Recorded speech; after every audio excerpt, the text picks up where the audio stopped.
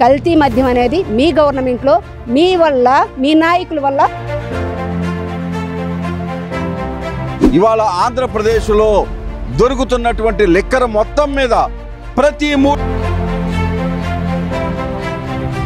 కల్తీ మద్యమము ఈ అక్రమ మద్యం తాగి ఈ కార్మికుల ప్రాణం మీరేదో ఇప్పుడు శుద్ధపోసలాగా ఆ హోమ్ మినిస్టర్ గారు ఒక శుద్ధపోసలాగా మాట్లాడటం కాదమ్మా, దీని మీద తీసుకో చర్య. ఎంతమంది ఈ ప్రజల ఆరోగ్యం ఏమైపోయింది చంద్రబాబు నాయుడు గారు? ఇవాళ మీకు గుర్తురాట్లేదా ఈ అవినీతి? కల్తీ మద్యం దుకాణం దొరికింది, దాంతోపాటుగా ఇబ్రహీంపట్నంలో రింగ్లో కూడా ఒక వైన్ షాప్లో 6 కేసులు దొరికింది. ఎలా ఏం చెప్తారు టోటల్ ఎపిసోడ్ సంబంధించి? ఈ రోజున మాకు ముఖ్యంగా సమాధానం చెప్పవలసింది ఎవరంటే చంద్రబాబు నాయుడు గారు. చంద్రబాబు నాయుడు గారు ఆయన గవర్నమెంట్లో ఇక్కడ జరిగే అన్యాయాలు అక్రమాల కంటే కూడా ముందు అసెంబ్లీలో కానుంచి రోడ్డు మీదకి వచ్చే వరకు జగన్మోహన్ రెడ్డి జగన్మోహన్ రెడ్డి జగన్మోహన్ రెడ్డి అంటే తెల్లారు లేస్తే జగన్మోహన్ రెడ్డిని ఒక 100 సార్లు 1000 సార్లు తలుచుకోపోతే వాళ్ళు బ్రతకలేరు. ఆ పార్టీలో ఉన్న హోమ్ మినిస్టర్ గారి గురించి మాట్లాడదాం. హోమ్ మినిస్టర్ గారు మీరు ఏం చేస్తున్నారు? పిచ్చి పిచ్చి మాటలు పిచ్చి పిచ్చి వ్యవహారాలు అన్నీ ఎతికేస్తుంది ఈవిడ, కెమెరాలన్నీ. ఎందుకమ్మా అంటే సాక్షి కోసం అంట. ఎందుకో సాక్షి అంటే నీ జీవితం మీరు చేసే అక్రమాలు బయట పెడుతుంది కాబట్టి సాక్షిని ఎతుకుతున్నావు. పాపం బయట పెట్టకుండా ఉంటుందిలే సాక్షి రాపోతే అనుకున్నావు. ఇప్పుడు మరి సరిగ్గా సబ్జెక్టుకు వద్దాం. మా గవర్నమెంటు వైసీపీ గవర్నమెంట్ ఉన్నప్పుడు అంతా కల్తీ మద్యం కల్తీ మద్యం కల్తీ మద్యం చాటింపేశారు. మీరేదో పత్తిత్తుల్లాగా శుద్ధపోసల్లా మాట్లాడారు. ఆ రోజున ఎక్కడా కల్తీ మద్యం లేదు. ఈ రోజున కల్తీ మద్యం బయటపడింది. మరి ఈ రోజున మీ పార్టీ అది ఎప్పటి నుంచో వైసీపీ గవర్నమెంట్ ఉన్న కాడ నుంచి కొనసాగుతుంది అని మీరే చెప్తున్నారు. సరే దానికి వద్దాం. మరి వైసీపీ పార్టీ ఉన్నప్పటి నుంచి కొనసాగేటప్పుడు మీ పార్టీలో ఉన్న వాళ్ళని టీడీపీ కార్యకర్తలైనా టీడీపీకి సహకరించే వాళ్ళైనా వాళ్ళు ఎంతటాళ్ళైనా 2 టీడీపీ వాళ్ళని నేను సస్పెండ్ చేశాను అని ఇదే సీఎం గారు చెప్తున్నాడు చంద్రబాబు నాయుడు గారు. మరి వైసీపీ వాళ్ళు నడుపుతుంటే టీడీపీ వాళ్ళని ఎందుకండి మీరు సస్పెండ్ చేశారు? అంటే ప్రజలు అమాయకులు, మీరు ఏ మాట చెప్పినా వింటారు. ఇదిగో చెప్పారు కదా సూపర్ 6, అలాగే ఈ మాట కూడా దొంగ మాటలు చెప్తున్నారు. దానికే వద్దాం. మరి వైసీపీ పార్టీ వాళ్ళ కన్సర్న్లో జరుగుతుంటే మరి మీ పార్టీ వాళ్ళు మీరెందుకు సస్పెండ్ చేసుకున్నారు? పాపం పాత్ర లేకుండానే మీ వాళ్ళని తీసుకెళ్ళి మీరే పెట్టి సస్పెండ్ చేశారు. ఇంకొక దానికి వద్దాం. ఆ ఆర్పీ గాడు ఉన్నాడు, ఆడిని పైకి కట్టి పందిని కోసినట్టు కొయ్యాలి.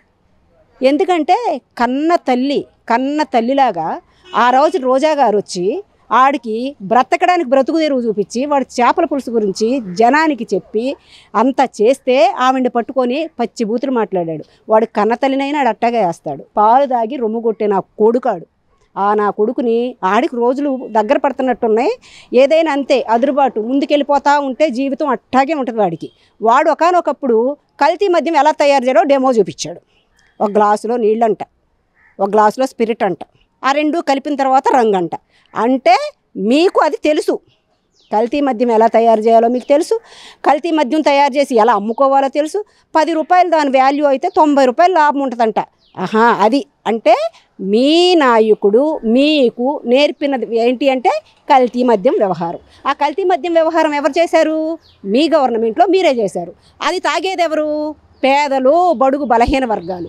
వాళ్ళు ఏమైపోవాలా? వాళ్ళ కిడ్నీలు పోయినా, లివర్ పోయినా, గుండె పోయినా జనాభా తగ్గిపోతారు. ఎందుకంటే వాళ్ళే కదా మిమ్మల్ని క్వశ్చన్ చేసేది. అయ్యా మా కుటుంబం ఎట్టా, మా పిల్లల చదువులు ఎట్టా, మేమెట్టా, మరి వైసీపీ గవర్నమెంట్లో మా పిల్లలకు పలాంది ఇచ్చారు, మాకు పలాంది ఇచ్చారు, మేము ఇలా బ్రతికాము, మా కుటుంబం బాగుంది అని క్వశ్చన్ చేసేది వాళ్ళే కదా. వాళ్ళని చంపేయాలి. వాళ్ళని చంపేయాలంటే ఏం చేయాలి? వాళ్ళు తాగే మందుని స్లో పాయిజన్గా ఇచ్చేయాలి. స్లో పాయిజన్గా ఇవ్వాలంటే ఏం చేయాలి? కల్తీ మద్యం తయారు చేయాలి. మీరు చేసిన పని ఏంటి? అది మీరేదో ఇప్పుడు శుద్ధపోసలాగా ఆ హోమ్ మినిస్టర్ గారు ఒక శుద్ధపోసలాగా మాట్లాడటం కాదమ్మా, దీని మీద తీసుకో చర్య. ఎంతమంది పేద ప్రజలు బాగా బలహీనులు దళితులు దానికి ఎడిట్ అయిపోయి ఉన్నవాళ్ళు 500 షాపులకు వాళ్ళు సప్లై చేస్తున్నారంట. అంటే రోజుకి 5000 మందో 10,000 మందో తాగుతారు. ఈ 5000 మంది 10,000 మంది వాళ్ళు మరణానికి దగ్గరికి వెళ్ళినట్టేగా. అంటే మీరేం చేస్తున్నారంటే ప్రత్యక్షంగా కాకుండా పరోక్షంగా స్లో పాయిజన్ ఇచ్చి జనాభాని చంపుతున్నారు. తీసుకోండి, దాని మీద చర్య తీసుకోండి. 2 సస్పెండ్ చేసేసాం, పక్కన పెట్టేసాం అంటే కాదు, జీవితాలు ప్రాణాలు. కాబట్టి దీని మీద మా వైసీపీ పార్టీ కానీ మా కార్యకర్తలు కానీ ఆ ఆర్పీ గాడు వైసీపీ వాళ్ళని పచ్చిబూతులు తిట్టాడు చూడు, మాకు ఒక ఇంకిత జ్ఞానం నేర్పారు. మా నాయకుడు మమ్మల్ని కరెక్ట్గా మాట్లాడమని చెప్పారు. మేము పద్ధతిగా మాట్లాడతాం, వాడిలాగా మాట్లాడం. వాడి కాలం పైన భగవంతుడు ఉన్నాడు, చూసుకుంటాడు. ఇంకొకసారి ఆ నోరు జారితే ఆయన పైనుంచి కిందకి మేమే ఆడాలం, చీలుస్తాం. కానీ ఒకటి, మద్యం అనేది, కల్తీ మద్యం అనేది మీ గవర్నమెంట్లో మీ వల్ల, మీ నాయకుల వల్ల జరుగుతోంది. దీనిలో ప్రతి ఒక్కళ్ళ పాత్ర ఉంది, ఈ ఉమ్మడిగా ఉన్న ప్రతి ఒక్కళ్ళ పాత్ర ఉంది. కాబట్టి దీని మీద సరైన చర్య తీసుకోండి. చర్య తీసుకోకపోతే వైసీపీ వాళ్ళమంతా రోడ్డు మీదకి వచ్చి ధర్నాలు చేస్తాం, ఇబ్బంది పడతాం, ఇబ్బంది పెడతాం. విజయవాడ నడిబొడ్లో ఇబ్రహీంపట్నంలోనే దొరికినాయి అంటే మనకు కనిపించింది కాబట్టి ఆ ఒకటే దొరికింది. విజయవాడ నగరం అంతా ఉండొచ్చు. ఎందుకంటే పాపం 100 రూపాయలు వాల్యూ చేస్తేనంట 10 రూపాయలతో తయారు చేయొచ్చంట. వాళ్ళ పార్టీ వాళ్ళు చెప్పే మాటే అది. అంటే 10 రూపాయలతో తయారు చేసి 100 రూపాయలకు అమ్ముకుంటున్నారు. ఇది గవర్నమెంట్కు ప్రజలకు చెందటానికి కాదు, వాళ్ళ సొంత జేబులోకి వెళ్ళటానికి. ఎలా ప్రజలందరూ చచ్చిపోయినా కూడా వాళ్ళు ఈ రోజున ఇబ్రహీంపట్నంలో బయటపడిందండి. ఇంకా చేయాలి, ఇంకా మీరు చక్కగా పరిశోధన చేసుకుంటా వెతికితే ప్రతి బార్లోనూ వీళ్ళకి సంబంధించిన దొంగ మందు ఉంటుంది. ఇది ఒక్కసాటే మీకు తయారు కనిపించింది ఇప్పుడు, కానీ ఇంకెన్నిసార్లు ఇతను తయారు చేయిస్తున్నాడో, ఇంకెన్నిసార్లు ఇతనికి ఆ పాత్ర ఉందో, ఈ డబ్బులన్నీ పోగేసుకొని ఇక జీవితంలో మళ్ళీ నేను సీఎం అవ్వను, ఇవన్నీ పోగేసుకొని పోదామని అనుకుంటున్నాడేమో. దాన్ని కూడా ప్రజలందరూ అర్థం చేసుకోండి.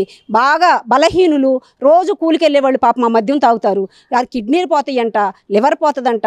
అటువంటి పరిస్థితిలో హాస్పిటల్కి పోయినా కూడా బ్రతికే పరిస్థితి లేదు. కాబట్టి తాగేవాళ్ళు మీరు కూడా ఒకసారి గమనించండి, అది ఎటువంటిది, ఈ గవర్నమెంట్ ఏంటి, ఈ గవర్నమెంట్ ప్రజల ప్రాణాలు తీసేయడానికి కల్తీ మద్యం తయారు చేస్తున్నారని అర్థం చేసుకొని దయచేసి మీరు కూడా మీ కుటుంబాల గురించి, మీ వెనకున్న ఫ్యామిలీ గురించి, బిడ్డల గురించి, భార్యల గురించి మీరు కూడా ఒకసారి ఆలోచన చేసి ఇట్లా కల్తీ మద్యానికి బలవ్వద్దని, వీళ్ళు చేసే ఈ దుశ్చర్యలకన్నిటికీ కూడా మీరు బలవ్వద్దని మీకు చేతులు జోడించి నమస్కరించి వేడుకుంటున్నా. కాదేది కవితకు అనర్హం అనే శ్రీశ్రీ గారి మహాప్రస్థానంలో చెప్పిన మాటలు ఇప్పుడు కనుక మార్చుకుంటే చంద్రబాబు నాయుడు ప్రభుత్వానికి కాదేది అవినీతికి అనర్హం.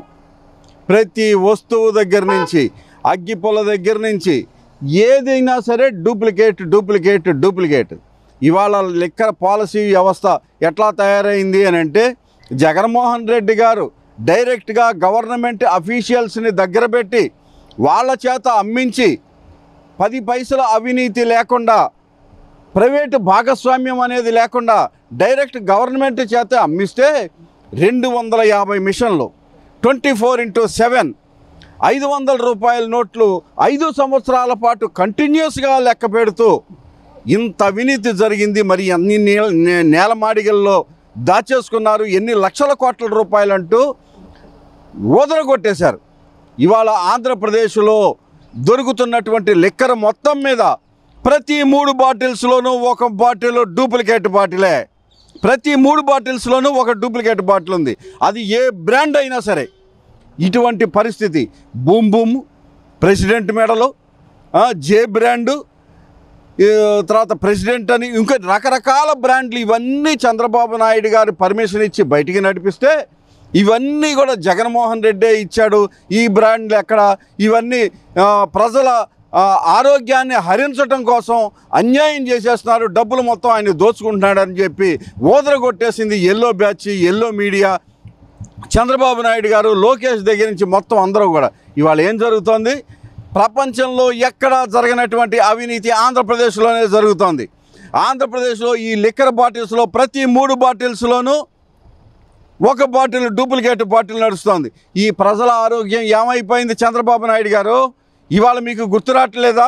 ఈ అవినీతి జరుగుతోందన్న మాట మీ నోటీసులో లేదనుకుంటున్నారా? ఇవాళ అద్దేపల్లి శ్రీనివాస్ అనే అతను ఇక్కడ ఇబ్రహీంపట్నం దగ్గర 6 కేసులో 7 కేసులో దొరికిపోయాడు. అద్దేపల్లి శ్రీనివాస్ 7 కేసులతో దొరికిపోవటం ఇది కాదు కావాల్సింది. దీని వెనకాల ఉన్నటువంటి సూత్రధారి ఎవరు? తమ్మలపల్లి. అక్కడి నుంచి బాటిల్స్ ఎక్కడెక్కడికి సప్లై అయినాయి, అక్కడ తయారవ్వటంలో కలిగిన సూత్రధారి ఎవరు? ఎవరు దగ్గరుండి తయారు చేస్తున్నారు, ఎవరు డిస్ట్రిబ్యూట్ చేస్తున్నారు, ఎవరెవరికి అందినాయి, దీనిలో ఎంతమంది ఎమ్మెల్యేలకి ఎంపీలకి వాటా ఉంది, వాళ్ళ దగ్గర నుంచి మీ అకౌంట్లోకి ఎన్ని వందల కోట్ల రూపాయలు మీ అకౌంట్లో జమ అయినాయి, ఇది కావాలి. ఆంధ్రప్రదేశ్ ప్రజలు మొత్తం ఇవాళ మీ ప్రభుత్వంలో జరుగుతున్నటువంటి అవినీతి గురించి, అన్యాయం గురించి, దుర్మార్గాల గురించి, దుష్ట సాంప్రదాయాల గురించి ఇవాళ ఆలోచించుకోవాల్సిన పరిస్థితి ఆంధ్రప్రదేశ్లో ఏర్పడింది. మీరు ఇచ్చినటువంటి హామీలేంటి, మీరు చెప్పినటువంటి మాటలేంటి? అవినీతి లేకుండా చేస్తాను, సంపద సృష్టిస్తానని చెప్పారు.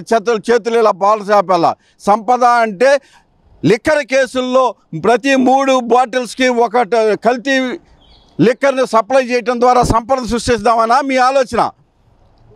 దాన్ని ఇవాళ ఎంత దారుణమైనటువంటి పరిస్థితుల్లో ఆంధ్రప్రదేశ్ ప్రజల ఆరోగ్యం ఉంది అని అంటే, రేపొద్దున కిడ్నీలు పాడైపోయి, లివర్లు పాడైపోయి, హార్ట్ అటాకులు వచ్చి వీళ్ళందరూ రోడ్డు మీద పడి అలో లక్షణాన్ని ఏడుస్తుంటే, వాళ్ళ పిల్లలు వాళ్ళ పుస్తులు తెంచుకొని నాన్న రోడ్డు మీద పడాల్సిన పరిస్థితి దాపరిస్తుంది.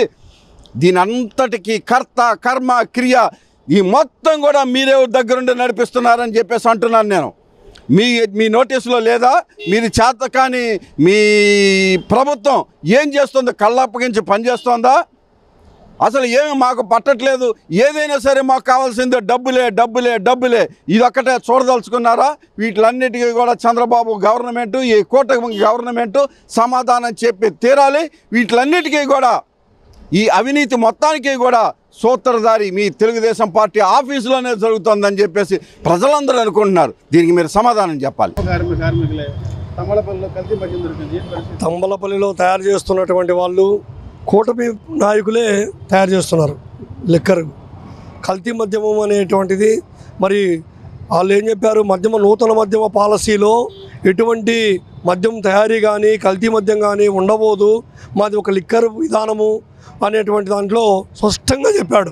మరి ఈరోజు చూడబోతే అసలు లిక్కరు లోకల్ బ్రాండ్ కూడా ఇప్పుడు ఇక్కడ మామూలుగా విదేశీ మద్యమే ఎక్కువ వస్తుంది మన రాష్ట్రంలో.